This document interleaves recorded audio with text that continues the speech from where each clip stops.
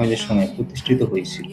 সাধু সামন্ত বৈষ্ণব সাধকগণ শ্রীকৃষ্ণের অবতার ভগবান শ্রী শ্রী শ্রী নৃসিংহদেবের এর বিগ্রহ ও ছবি স্থাপন করে এখানে উপাসনা শুরু করেছিল।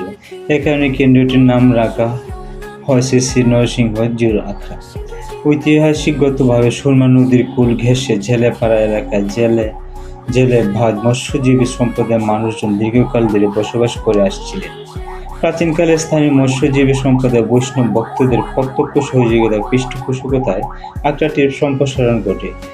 নদীকেন্দ্রিক জীবনযাত্রার সাথে তাদের এই ধর্মীয় কেন্দ্রটির সংযুক্ত উদ্দেশ্য ভগবান শ্রী নৃসিংহদেবের আবির্ভাব তিথিতেই এখানে প্রতি বছর অত্যন্ত জাঁকজমকভাবে মেলা, পূজা অর্চনা আয়োজন করা হয়। রথযাত্রা, দোল উৎসব, বৈষ্ণবীয় ঐতিহাসিক অনুযায়ী রথ উৎসব, দোলনযাত্রা, দোল পূর্ণিমা, বিশেষ হরিনাম সংকীর্তন, প্রসাদ বিতরণ ব্যবস্থা থাকে।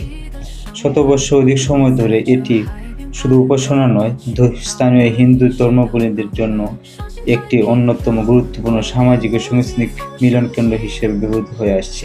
আখড়াটির বিশাল চত্বর ও নদী সংলগ্ন অবস্থার একে একটি বিশেষ ঐতিহ্যগত রূপ দিয়েছে। প্রাচীন নথিপত্রের দুষ্প্রাপ্যতার কারণে প্রতিষ্ঠার সুনির্দিষ্ট সন তারিখ নিয়ে ভিন্ন মত থাকতে পারে, তবে এটি যে সিলেটের অন্যতম প্রাচীন ঐতিহ্যবাহী আখড়া তা সর্বজন স্বীকৃত।